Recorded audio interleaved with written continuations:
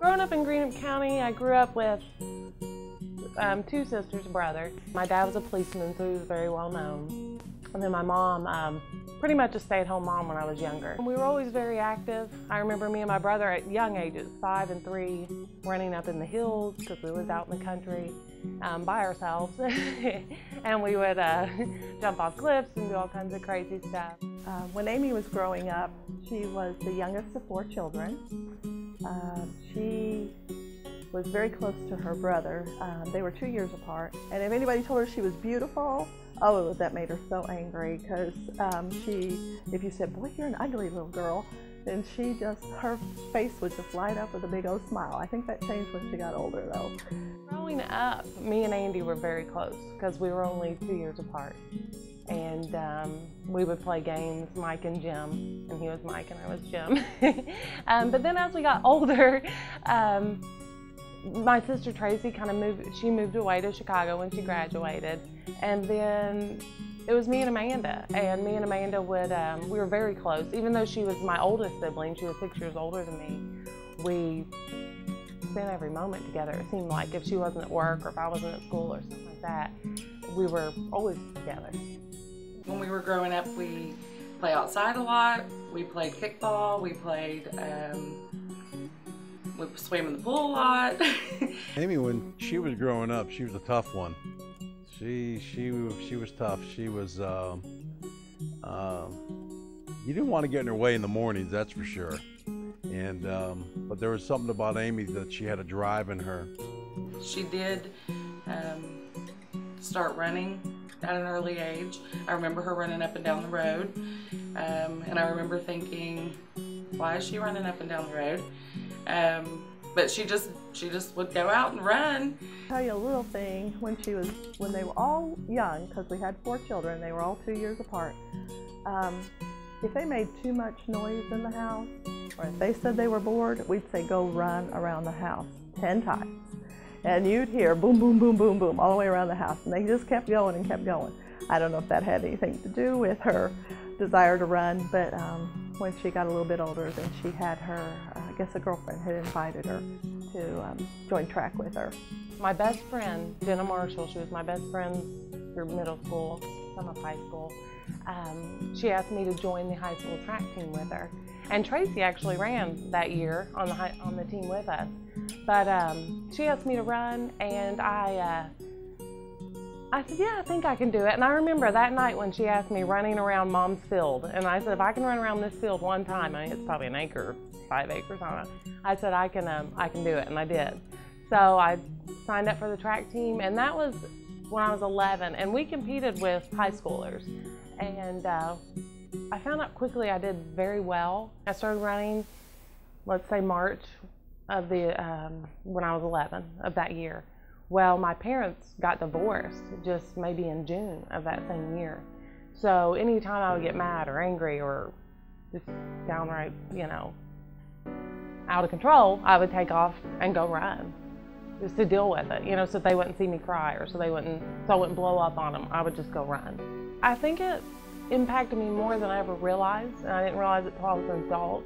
But at that time, my dad moved out, and I didn't really have a strong father figure there. Now my mom, she had to go get a job. She hadn't really worked. I mean, McDonald's or something here and there, but nothing where she could really provide for her family. So she had to get a job. She had to go back to school. So she wasn't there a whole lot. So that left my 18-year-old sister, whenever she was there, taking care of us. And both my sisters worked, even when Tracy was 16, Amanda was 18. So it left me and Andy home alone a lot. And without proper guidance, a kid's gonna do what a kid's gonna do, especially 12, 13 and hanging out with the wrong crowd, and that's kind of what happened to me.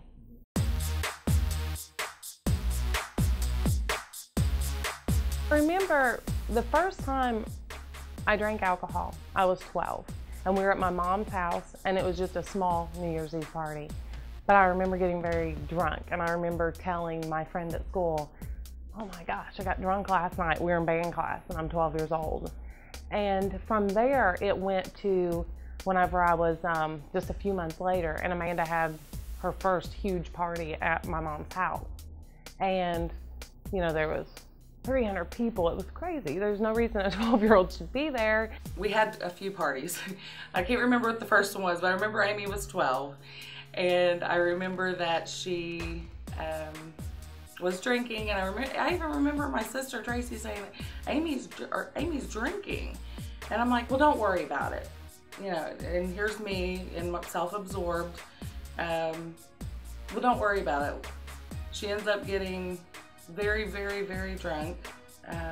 My dad shows up with many of his police friends.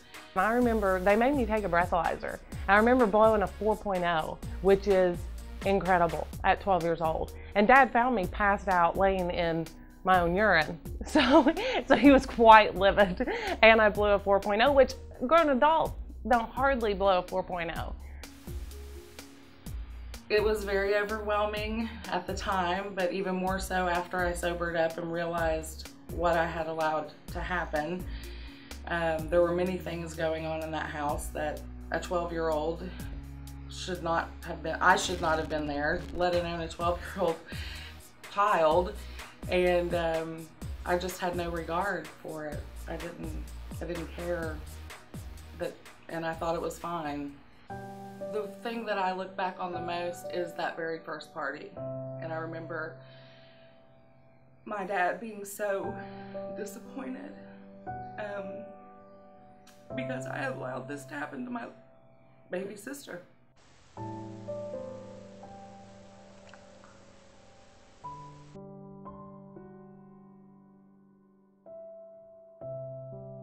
I got into high school, and then it started every weekend, and then it escalated to every day. When I was 14, it was on the weekends, partying, drinking, smoking pot. By the time I was 15, it was every day. Always got my run in though. I would always make sure I ran. That's what started me getting up in the morning and running so early, in high school especially, was because I knew if I didn't, I would get so stoned by the time after school that I wouldn't get my run in. Now I ran competitively up until my freshman year. My freshman year I did run. After that, I didn't. And what made me quit was I overdosed when I was 15, my sophomore year. My cousin came over and she said, the hospital has been trying to get a hold of you. Amy is in the hospital. And so she said, but my son is too, so do you want to go with me to the hospital? And I said, yes. So we get to the hospital and found out they had both overdosed. Someone had saw them, and then a policeman had seen some kids in the car, and Amy was one of them, and they were zonked out. So he called the ambulance, took her to the hospital. So when I got there, they had tubes in her nose and you know, charcoal going in to help flush her system. Her blood pressure was low, or her heart rate was low. But, you know, I prayed for her and asked the Lord to spare her, that this wouldn't take her. And He did. He spared her life. And a lot of it she doesn't even remember because, you know, when you're on that drug, you don't remember what has happened. I overdosed on a bunch of Xanaxes, and that embarrassment. You know, I felt so embarrassed. At school, I felt so embarrassed and looked down upon. My coach at that time, my soccer coach, was just so humiliated by me and just so disappointed. And rightfully so. But as a 15-year-old, I got very defensive and was like, you know, whatever, you know, get over yourself. And I was gonna do what I wanted to do. So kind of like in a rebellion, I guess. I quit soccer, I quit running track. But it was a rebellion, but it was also humiliation, because it really affected me whenever I overdosed and everyone knew about it.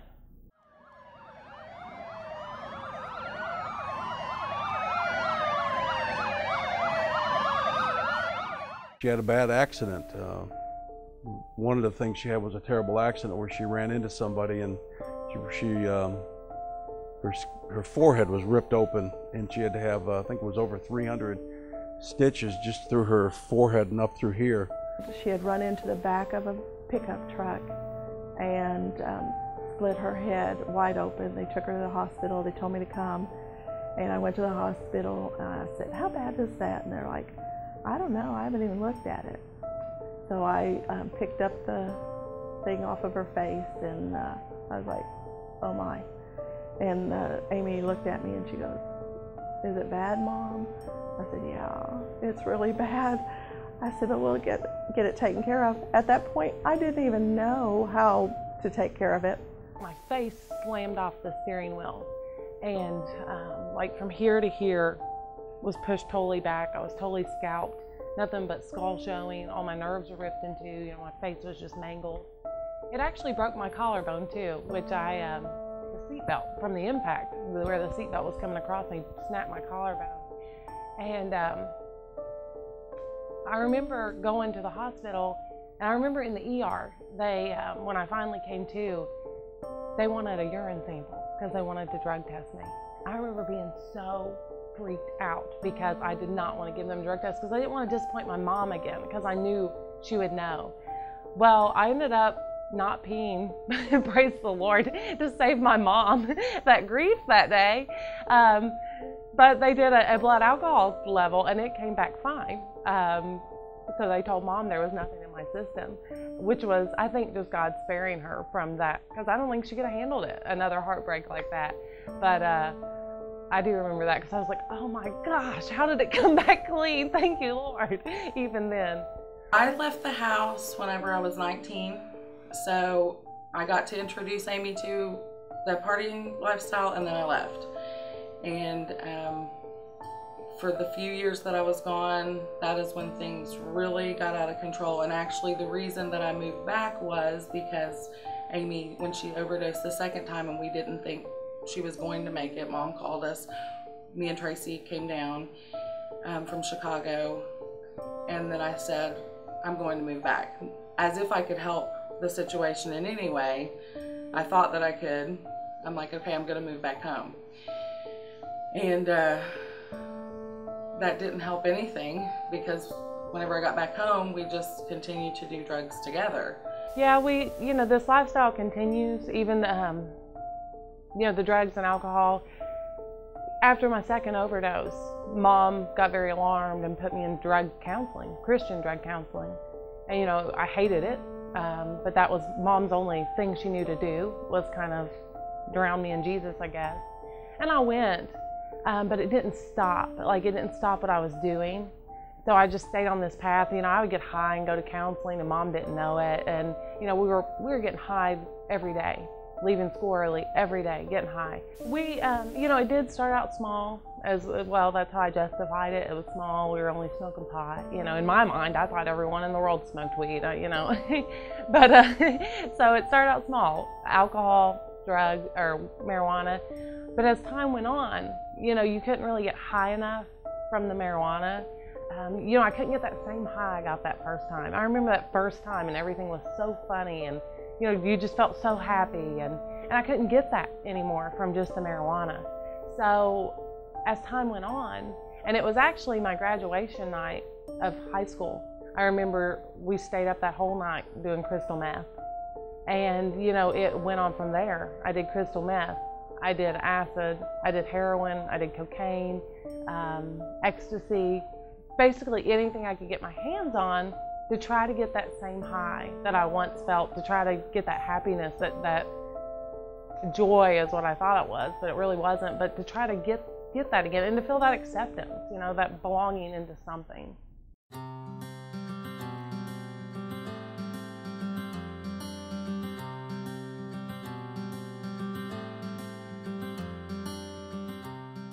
Whenever I was in nursing school, my good friend Joe Stevens, bless his heart, he is in heaven now, but he introduced me to my first son, Elias, we call him Bear. He introduced me to Bear's dad. And Seth was in his first year of nursing school, and I was in my second year of nursing school. And we met, and my mistake in what I made, and which really wasn't fair to Seth then, was I kind of pretended to be somebody else. You know, Seth had no idea I was in the drug scene. He had no idea I loved the bars as much as I did. And I really pretended to be somebody else. And I played this role for a few good months. We had been together less than a year, and I got pregnant with Bear, and we stayed together. We were going to get married, but that didn't work out. But we still stayed together until Bear was like 6 months old.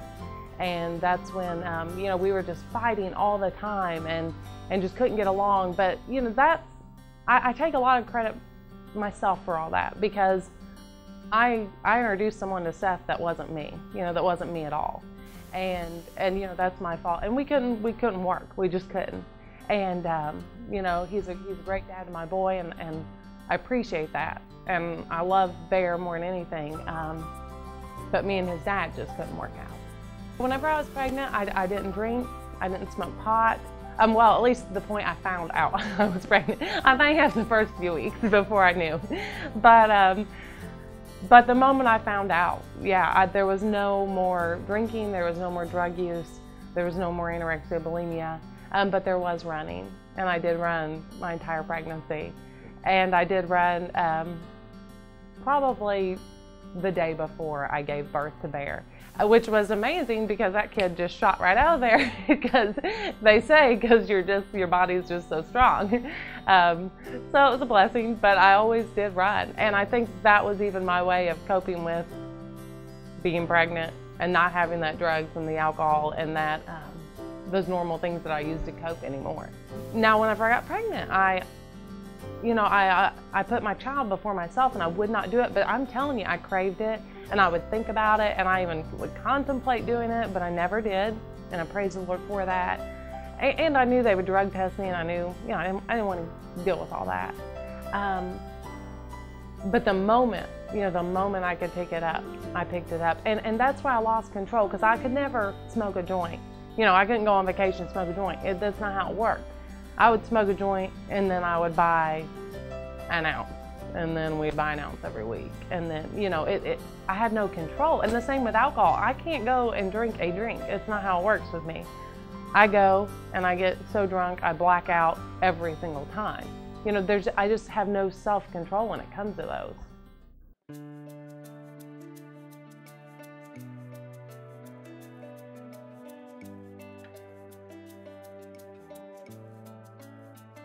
Now, me and Chris, we go way back. We have a bigger history than most people know. I met him when I was 18. The first time we met was at the bar, and I have no recollection of it. I've been told that we met at Shenanigans in Ironton, Ohio. Don't remember that. But the first time we really met, Amanda introduced me. Meeting Amy was, it's kind of a cool story in itself. Kind of I always thought of it as kind of a meant-to-be story. I actually worked with her sister, Amanda, at a telemarketing company in Pike Cards here in Russell. And she had a picture of Amy on her desk. And he said, "Who is she?" And I said, "That's my sister." I said, "But dude, I can't even introduce you because she will eat you up and spit you out. There's no way this will work." So anyway, one night we go out, and he's there, and I said, "That's the guy I was gonna say." Yep. And I'm like, "Amanda, why did you not think I wouldn't like him? You know, he's hot," and you know, whatever I thought. And we had a lot in common. We both liked to party, we both liked to drink, and so that was when I was 18. Dated for a couple months, a few months, something like that, and then we kind of broke up, and I didn't see Amy or talk to her at all, not even on the phone, not one time for I think 4 years it was. 4 or 5, I'm pretty sure 4 years. During that time, though, he was actually still married. They were separated, but he was still married. He had Skylar. She was 3 at that time, and then Bailey was just born. And Bailey was actually born while we were dating, and I remember that. And you know, at that time, I was 18. I was single. I was in college. I'm like, you need to go be with your family. You know, this is crazy. This was the first married man I'd ever dated. And I'm like, you need to go be with your family. And I remember Chris was crying, and he told me he loves me. And I'm like, no, you just need to go. You know, I didn't want all that. You know, I didn't want kids, I didn't want all that. So I didn't see Chris after that point for 4 years. And I would even try to see him. I would drive past his house. I knew where he lived in Cold Grove, or at least where his ex-wife lived. I would drive past her, try to see him. I never did, not one time.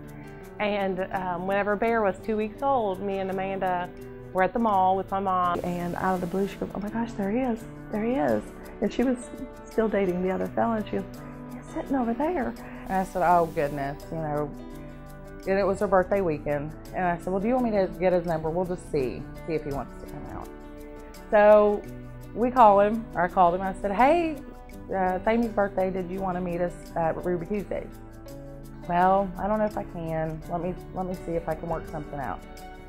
And he worked it out, and he came that night, and ever since they have been together. And it still blows my mind to this day, because I never thought in a million years that she would even have anything to do with Chris Compston. But boy, was I wrong.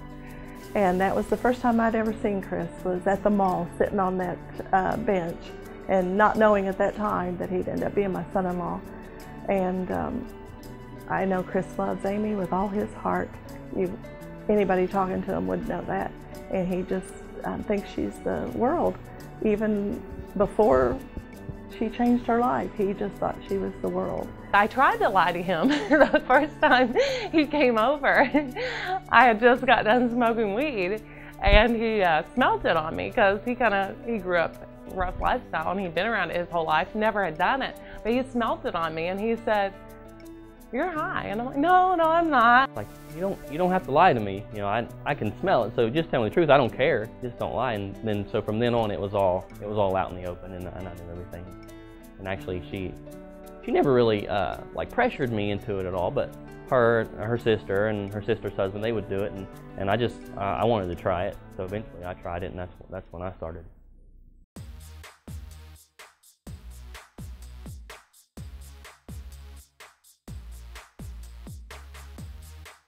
You know, we were still smoking marijuana, drinking very regularly, and there came to a point where we would go into our bedroom and spend hours in our room just smoking weed and getting high for hours.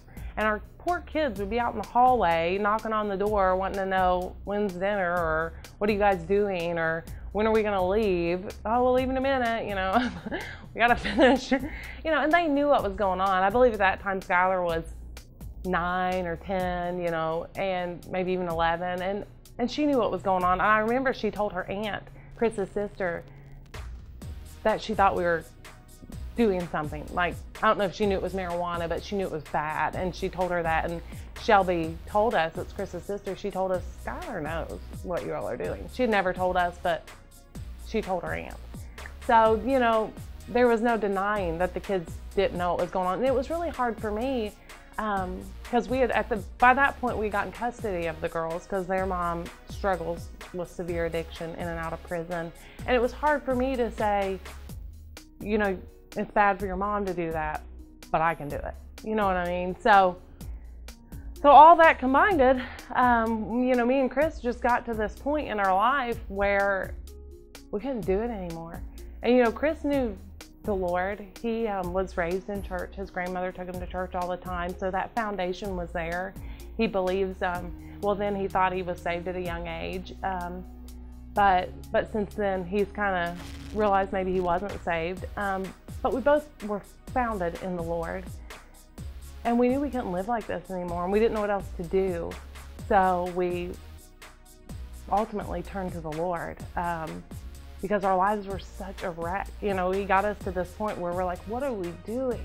You know, we're doing drugs behind the door, and our kids are sitting out there wanting to eat dinner, and we're too busy getting high, and we're getting drunk, and, you know,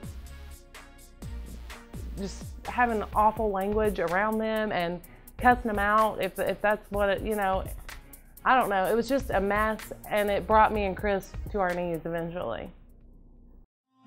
We started going out to Little Sandy Baptist Church, which is where Amy grew up. And that's when things started changing. We really grew. As far as what we were before, we really grew a lot there. Pastor Brian Ray really took us under his wing, and mentored us to a certain degree. And we went out there for about 3 years, and things really started changing. Then there was more accountability. The church, you know, compared to Bridges, is maybe a third of the size, if that, maybe even smaller than that. So there's a lot of accountability. So things really started changing then. Well, there was a falling out in that church, and we started looking for a new church, and Amy looked online and saw where Unity had this great youth program. And again, for the kids, we decided to try it out. We went one Sunday morning and never left. You know, that wasn't our plan. Our plan was to kind of search around and just test different churches, but we really felt like God was calling us there.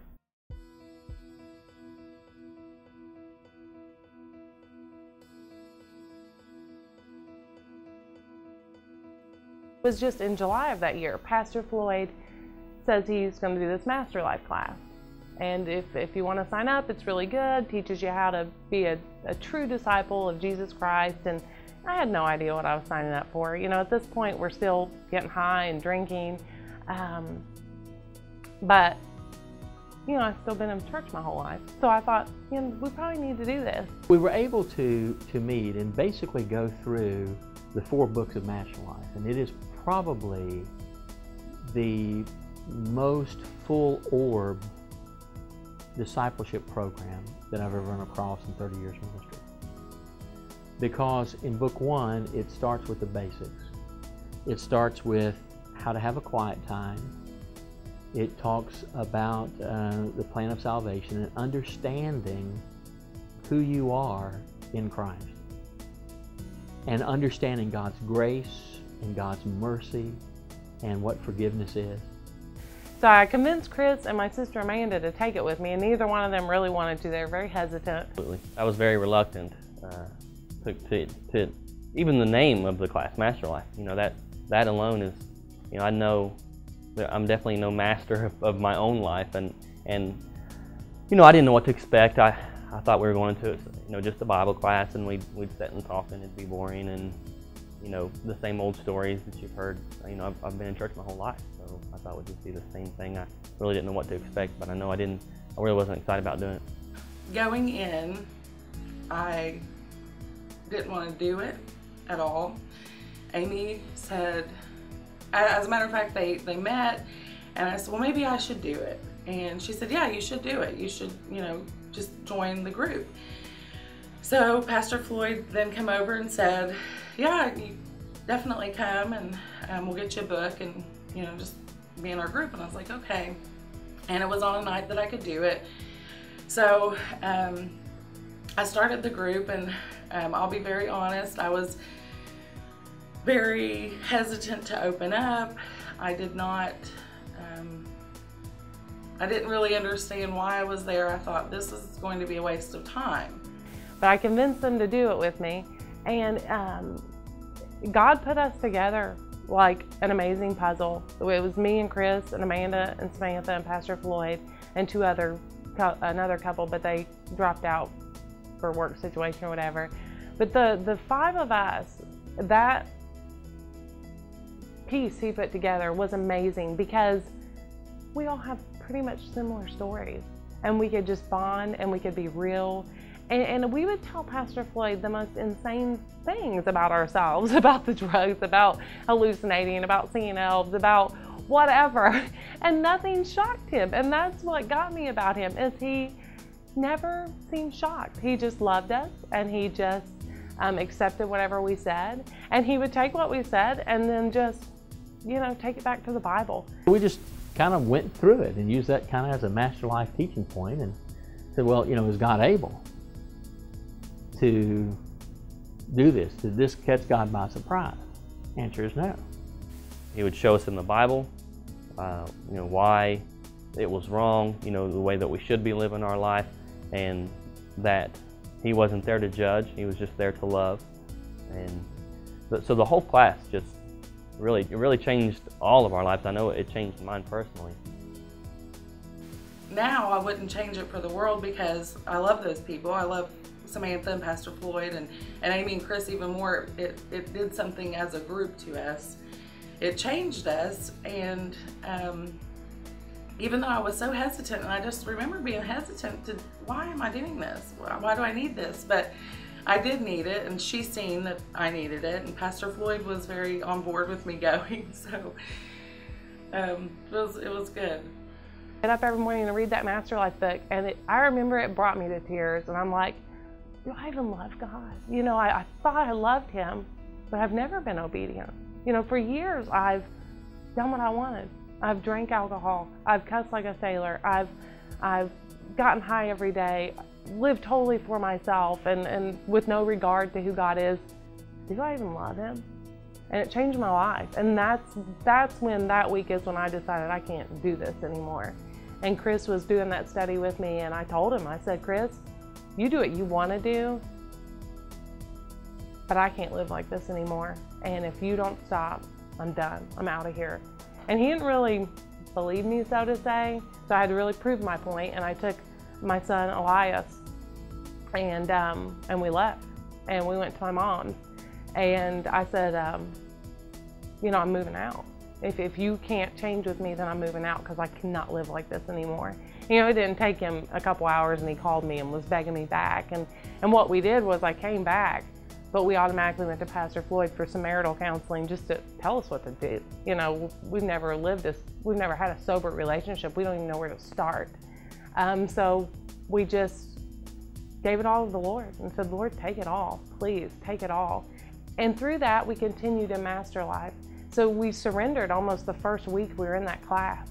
And then from that point on, God just took it and taught us how to be a true follower of His. And since then, you know, our lives have been amazing. And there's so much joy and so much peace and so much acceptance and so much love that no drug or substance or drink ever brought, ever, not one time.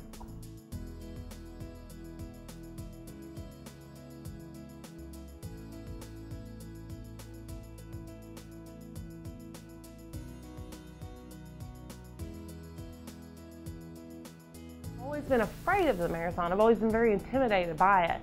You know, that distance was just incredible to me at that time, but I had a friend who did it, John Davis, and he did it, so I'm like, well, if he can do it, maybe I can do it. So I chose to sign up for one, and I signed up in August of 2011, and I ran my first marathon in February of 2012. And my first marathon, I qualified for the Boston Marathon, and that's so unheard of. You know, most people might run one marathon in their life that's a Boston qualifier. So I knew we had something here. I knew, you know, I was good at this. I picked the hardest training schedule I could find because I wanted to be at the top of my game. Well, then that's when Mark Maynard came to me at the Independent and asked to write a story on me to do this marathon, or in preparation for the marathon. And I said yes. Well, then after I talked to Mark and he does his first story, he asked me to do an 8-week diary. And up until this time, no one at my work knew I was a Christian. They knew I went to church, but you know, they knew me as Party Amy. I would go out and drink with my work friends. I hadn't done it in a few months because I gave my life to the Lord in July of 2012. But this was just, what, February of 13.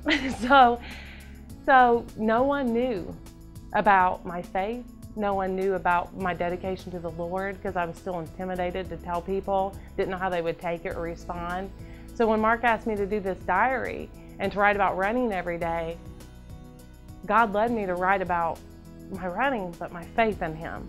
And that's when it got out. And that's when people were like, whoa, I didn't know this side of Amy. Well, we go to Boston and it was incredible. You know, like we go to this city and everyone in the city is so excited for the marathon.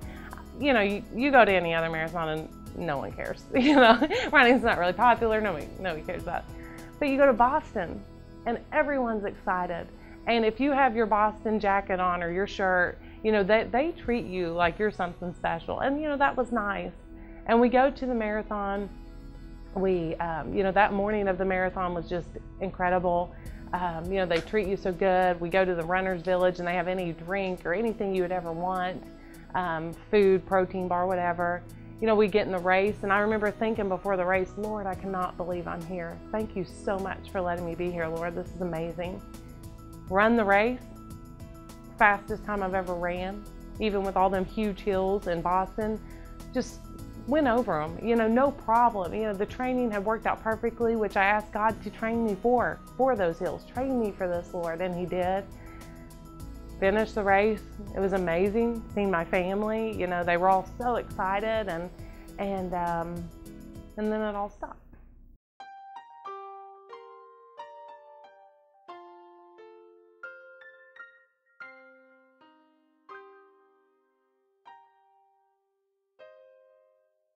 "22 minutes after she had come across the line, we were waiting for Amy at the intersection close to the stands. And while we were waiting, my son Andy says to us, "Dad, let's just go meet Amy and Chris to where they were." And right at the last minute, my son says, "Dad, let's go up behind this building, up the alley." And then all of a sudden the bomb went off. The first bomb went off in Boston. And we were so close of getting hurt, even though there was other people hurt. And about 20 seconds later, the second bomb went off at the coffee shop where we were using to get coffee and whatever else. The second bomb went off. And at that time, it was chaotic. We were told to leave, to get out of the city. We left. We still couldn't find Amy or Chris. We got on the subway, and then when we were waiting to leave on the subway, they kicked us off the subway because at that time they didn't know if there could have been some bombs on the subways. So we got off and we went back into town. Didn't know where to go, so we're standing on the sidewalks. You're hearing ambulances, police cars going by you, people running. And at that time we tried to call Amy. They cut the phone service off, the cell service, so we didn't know where she was at, or if she was hurt or what. I thought it was two rail cars, because I live in eastern Kentucky, and you hear those rail cars, it's like bang together when they're hooking up, and that's what I thought it was, but I didn't say anything. And so I don't know if it was a minute, I don't know how long it was, and all of a sudden we're still walking, and I hear another explosion. And Andy had already left us at this point because he said, "I'm going to go eat some Chinese food. I'll meet up with you guys." I was like, "Okay." So I didn't know where he was. I hear this again, the same noise, and I'm like, out loud, I said, "What is that?" And my son-in-law, my other daughter's husband, Mike, he said, "That sounded like a bomb." And then me and him and Tracy just kind of looked at each other, and we were like, none of us said a word. And so we thought, okay, well, here's a subway. Let's go down in the subway. We go down in the subway, and we're waiting in line. There's lots of people down there. All of a sudden, they stop us right at the gate. We just getting ready to go cross through, and they said, "Everybody out of here now. No, the subway is closed." And we're like, "Oh no." So we start going back up the stairs out of the subway, and I was like, it was a bomb. So at that point, we get to the street, and we're like, what do we do? And so we don't know if the bomb's in the subway, we don't know where it's at. So we see this big open park, and we go to the park to get away from the buildings. We turn around and look from that park, and we can see smoke rising above the buildings. And then we knew absolutely there was a bomb that had went off. So my son finally gets a hold of me. He said, "Mom," I said, "Andy, we can't get out of here. The subways are closed. We don't know what to do. We don't know where to go." And he said, "Mom, if you can meet me, I can get us out of here." So he told us where he was at. We were trying to get our little GPS and find out where he's at. And so we went to him, and he then, there was a subway open right there. So we get on that subway and get us to our stop. As soon as we got off that stop, they said the subway will be closed for the day. And we're like, "Oh, thank you, Lord, for getting us this far." So we had another mile to walk. And when we got to our apartment, we couldn't even say anything. We just cried. Because all of us were together safe. and no one got hurt. And it was just a special time for all of us. And then we turned the TV on to see what had happened and how many people had gotten hurt. And we just couldn't believe it. And I felt like the Lord just protected us by having us go down that street and down that back alley, because we could have been very well right there where that bomb was, because there were so many people on that street. We wouldn't have gotten through it, and probably some of us would have gotten hurt at that point, especially the little children. So we were just so thankful that God, to me, He felt like He parted the Red Sea and showed us this way. We need to go this way. So we were just blessed to be together, and we took a picture almost immediately of all of us together. So we were so thankful to be together.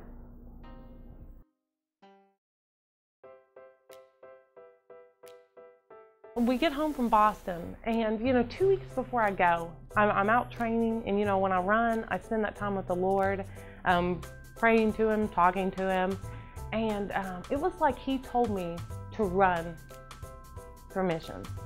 And I contemplated with the Lord. I'm like, Lord, if I don't get injured in Boston, I'll run for missions, But I had been messing with some like Achilles tendon injury, and I didn't know. Well, not only do I not get injured in Boston, I escaped 2 bombs, I escaped a little terrorist attack, run my best time ever. Okay, I have no excuses.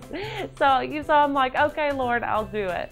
So I get home on the 18th, and on the 19th, I sign up for the Nashville 50-mile ultra marathon. On the day of that race, getting ready to run a 50-mile race, I had total peace about it. There was no fear. There was no, can I do this? I knew I was going to do it. I knew I was, and I didn't know if I was going to crawl into the finish line, and that was fine with me, but I knew the Lord had not brought me this far to drop me. And so, we start that race, and it was amazing at mile 8. I've seen my family for the first time, felt great, smiling, waving. Mile 16, felt great, smiling and waving. That's whenever they brought out the Amy for Africa banner, and Marcus and Drew, my nephews, ran with me for a few feet with that, and it was awesome. Then I don't know, I kept seeing you guys, but I kept feeling amazing. I felt great the whole race until about mile 36. Happened a little bit before that, probably 33, and I started getting very weak in that run. I still felt good though. I still kept my mind on the Lord, because that's what I prayed about. Lord, when I get weak, please just help me to focus on you, because I don't want that I can't do it. I don't want that doubt, those lies sneaking in. So I've been about mile 33 started singing any gospel song I could think of. I need you, oh I need you, or turn your eyes upon Jesus. I don't know, I was just singing to the Lord. Well, at mile 36, Chris seen me, and my sister said she could see it in my eyes. I said, I could see it in your eyes, are you okay? And she says, no. And so Chris starts to run with her, and the plan was to meet him at the next stop. Well, we couldn't make it there, and there was a huge motorcycle extravaganza going on, and the bridge was closed, and we couldn't make it. And so we call, or I text Beth, and I'm like, if you guys see him, you're gonna have to get him, because there's no way we can get to you. She didn't get the text until he was already passed, so there was no way of getting to the next stop, because then we would have missed the grand finale of Amy running this 50-mile race. Well, Chris, he had asked me earlier in the race, do you want me to run with you? And I'm like, no, I feel great. No, I feel great. Well, mile 36, I knew I needed him. And I said, well, if you want. And he knew, since I didn't say no, that meant yes. So at mile 36, he jumps in with me. So immediately I throw my phone and my keys to Amanda, our sister, and I just start running. And I didn't tell anyone how far I was going to run, or when to pick me up or anything like that. I just assumed I would see them at the different spots, and they would know when to get me. So I start running with her, and well, we're doing real good. I can tell she's really getting fatigued. I can hear it in her voice. There was a few times, I'm trying to talk to her and, inspire her a little bit. And at one time she said, okay, we just need to be quiet for a little bit. At the point he tries to talk to me and I'm like, I can't talk, okay? We just gotta run right now. Well, then Chris starts singing Amazing Grace, and whenever that happened, I'm like, oh no, we're both really hurting, because he hadn't opened his mouth really the whole time except to talk. So he starts bellowing out Amazing Grace, so I do it with him. And it was such a beautiful moment, because it was like the weakest points in our lives, but all we needed to do was turn to the Lord. And man, he strengthened us, and he strengthened us through that. And just turning to him and just saying, Lord, help us, and praising him in this moment of weakness. And we did. And, you know, we came to a point where at mile 48, I told Chris, I said, all right, let's finish strong. You know, the last 2 miles of a 50, that's the end of the race. So I said, let's finish strong. And he said, you know what, you go ahead. So his tank was about empty at that point. So I wasn't able to finish beside her when we got to about mile 48. So for me, it was about 12. I started feeling like I was cramping up again. So I really couldn't finish beside her. I told her, just go. I know she wasn't going to slow down. I said, just go. I'll catch up with you. And it was with about 2 miles to go. She had to kind of run off ahead of me a little bit. It ended up being not too far, because I was able to, after I walked a little bit, I was able to run and keep the cramps away. So I finished just a few minutes behind her, which was kind of disappointing, because I really wanted to be there as she crossed the finish line. But you know, God used me how he needed to use me, and my job wasn't to be there at the finish line. Mine was to be with her while we were running through the woods, and I was okay with that. This time I'm like, Lord, I just want to run this for you, you know, and I want you to use it however you want, but I'll run for those kids in Africa that I seen on that video 2 years ago. And so I did, and you know, I gave it to the Lord, but I knew in order to have a fundraiser, I needed help. And you know, Mark Maynard knows everyone, and he's been in the business of, you know, contacting people, and I knew he would know what to do. So I asked Mark, I said, Mark, will you help me do this? And I don't think either one of us really knew what we were doing, or even knew what we were signing up for, but he's like, yeah, I'll help you. To this day, I don't know why he helped me, because he's got so much on his plate, but he did. And it was incredible. First he's like, Amy, we need a website. And I'm like, a website? You know, I just thought we were going to get envelopes and ask people to donate and put the money in the envelope. But I said, okay, you know what? Yeah, I trust Mark. Yeah, we'll get a website. So we get a website going, and that was on May 29th. That website launched, and it just took off. It took off from there.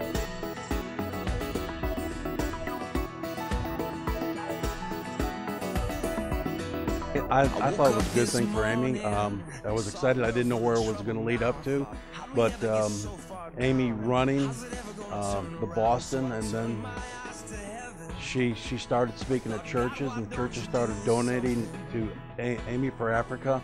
In 5 months, I believe they raised almost $45,000 for the missionary in Africa. By July, we had $10,000, which was our initial goal when we started this whole fundraising effort. $10,000, that seemed crazy. You know, Mark thought I was crazy for wanting to raise $10,000. He didn't think it was going to happen. But I said, you know, we can't doubt the Lord. And you know, I just went through Master Life and learned about how powerful God was, so I couldn't doubt the Lord. Well, what I didn't know though was God was going to quadruple our goal. And you know, before we know it, we had 20,000. And then by the time race day on November 2nd, just 5 months later, we had $41,000 on race day, which was so incredible. And to this day, we still don't know the impact God's making in His kingdom with that money. But we leave that to the Lord. We just do what we're told. We go and tell like He told us to. So now our goal is she's going to run 7 marathons, starting in Boston 2014 and end up in Chicago, 2 of the biggest marathons in the country, but 7 of them she's going to run from April through October. And our goal is to pass out 10,000 gospel tracts within that time, or more if possible. A few months later, God lays it on my heart to ask Chris if he'll run 7 marathons in 7 months in 7 different states with me. With the goal to pass off the gospel in all these states, you know. 10,000 copies of the gospel. And, you know, Chris had no hesitation. He's like, yeah, sure, I'll do it. Just to be a part of something like this, you know, to see the way God works and the way He opens doors and He builds relationships. I've never allowed Him to do that in my life before. So now that I'm actually involved and a part of it, I feel so much closer to God. I feel like a better person, a better husband, a better father. It's changed everything about my life. You know, Amy for Africa is raising quite a bit of money, and the Lord just might be in it. When she decided to do Amy for Africa, it was like we all had this common goal to see her succeed in her running, and see these children fed in Africa and to go to school. When Amy for Africa happened, it was like we all jumped on board. We were supportive. We started loving each other again because Christ loves us, and I think we see it in how much He loves this mission, how much He loves Amy, how much He's done for each and every one of us. When Amy told me she was going to run for missions and that she was going to do this 50-mile marathon, I knew Amy could do it, because when Amy puts her mind to something, she'll find a way to do it.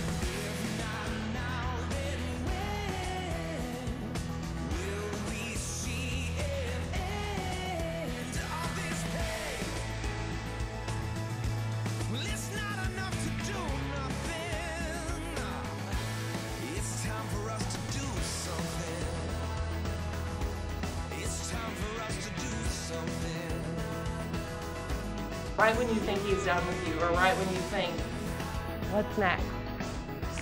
There you go, and He shows you. And it's amazing how through the weakest, most worst struggle of our lives, He's turned it into something beautiful. We hope you've enjoyed the documentary on Amy Compston and the Amy for Africa mission, and we hope it's inspired you to do something, as the Matthew West song says. We started this mission with the idea of trying to do something ourselves, and we have been amazed and blessed at what God has done through this mission. The Amy for Africa mission has continued in 2014. Chris and Amy have decided to run 14 marathons in the next 8 months, and also to pass out 10,000 gospel tracts. We are still trying to do something with the Amy for Africa mission, and we hope you'll get involved with us too along the way. Already Amy has run in the Boston Marathon, and Chris and Amy have together run in the Gnawbone Marathon in Nashville, Indiana. And in that one, Amy actually set a course record in that marathon. So we're proud of her for that. We're proud of all that's happened with Amy for Africa mission, and we just praise God for what He's done through it. And we just ask for you to get involved with us. Pray for us, donate if you can, and we'll give God the glory. If you'd like to know more about the Amy for Africa mission, you can go to amyforafrica.com. We're also on Facebook at Amy for Africa.